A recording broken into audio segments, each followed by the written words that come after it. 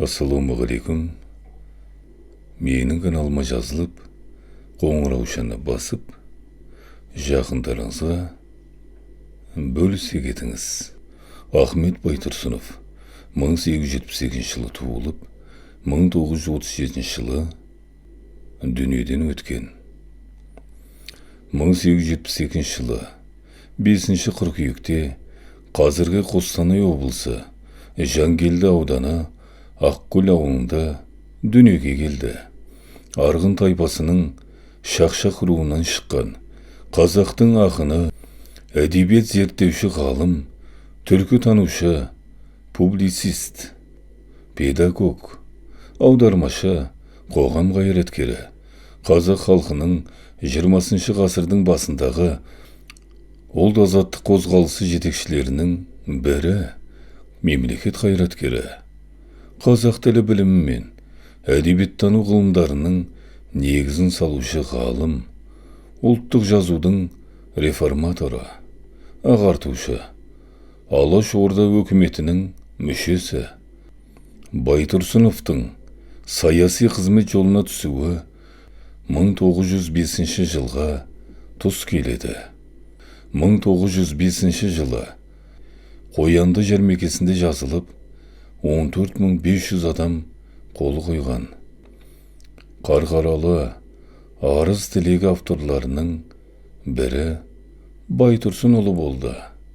Қарқаралы арыз тілегінде жергілікті басқару, сот, халыққа білім беру істеріне қазақ елінің мүддесіне сәйкес өзгерістер енгізу, ар-ождан бостандығы, дін ұстану еркіндігі, цензурасыз газет шығару және баспахана ашуға рұқсат беру, көне өткен дала ережесін қазақ елінің мүддесіне сай заңмен ауыстыру мәселелері көтерілді.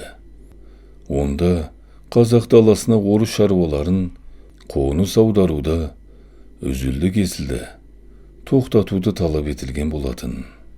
Нақыл сөздері: мұғалімі қандай болса, мектебі де сондай болмақ.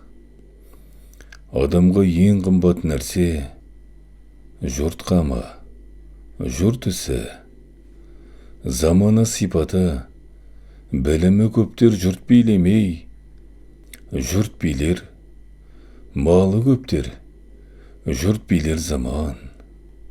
Сөздің ең ұлысы тарих. Елді жоқ рух, ақын сөзіне қайдан келсін? Көркем сөз, көңіл тілі, жалаң сөз, зейін тілі. Балам деген жұрт болмаса, жұртым дейтін бала қайдан шықсын? Тілі жоғалған жұрттың өзі де жоғалады.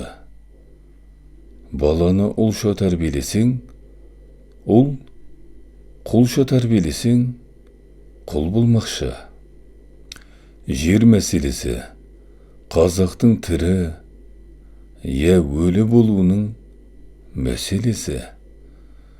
Мойындағы борышты білу, білімнің ісі. Борышты төлеу, адамшылық ісі. Мектептің жаны мұғалім. Шежіре, заман хат, өмір баян, мінездеме, бәрі де тарихтың жемі есебіндегі нәрселер. Мақал тәжірибеден шыққан ақиқат түрінде айтылатын сөз. Күнелту үшін ас керек, ас істеуге күш керек. Күшті жұмсауға ес керек. Әркім өзі жақсы білетін нәрсесін сынауы керек. Алушы да, беруші де өзіне жағымды жағын іздейді. Кейбір істерді істеу керек бола тұра, істеуге болмайды. Өткенді қуғанды қойып, осы күйіңді жөндеуге жөн іздеу керек. Жұрт керегін білетіндер көп, іздейтіндер аз. Талап жоқ, үміт мол, бір халықпыз. Біреу жұмыс қылайын десем, тұрған жерім жаман дейді. Біреу маңайымдағы елім жаман дейді. Бұлардың бәрі де бос сөз. Біздің заманымыз өткен заманның баласы, келер заманның атасы.